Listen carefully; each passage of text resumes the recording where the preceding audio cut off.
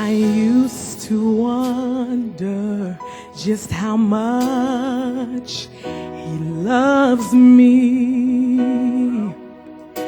and I somewhat had a doubt how much I matter to his heart. Then I saw a crimson stream of blood flowing down, and I realized that blood was flowing from my Savior's side. And as I look back over 2,000 years ago, and I see how much he really, truly had to love me to death. He loved me enough to give his life. He loved me to death. He loved me enough to die on the cross. And when I couldn't give enough to pay my debt, Jesus loved me to death. Ooh, you're fighting for what you know is right, but the road you're on is oh so dark.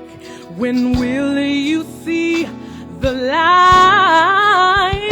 But you have to remember that Christ never complained on the way to Golgotha's hill. And you have to remember that he did not complain because he knew it was the Father's will to love me to death. He loved me enough to give his life. He loved me to death. He loved me enough to die on my cross. And when I couldn't give enough to pay my debt, he loved me when I couldn't give enough to pay my debt. He loved me when I couldn't give enough to pay my debt. He decided to shed his blood when I couldn't give enough to pay my debt. He died for you, he died for me when I couldn't give enough to pay my debt. Jesus loved me to death. And now,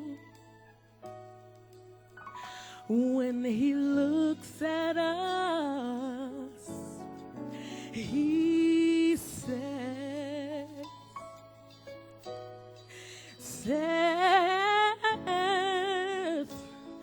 when I see the blood,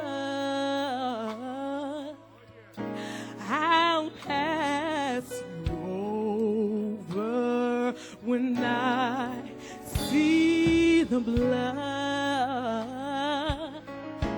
I'll know you're clean. When I see the blood, I'll drop the charge.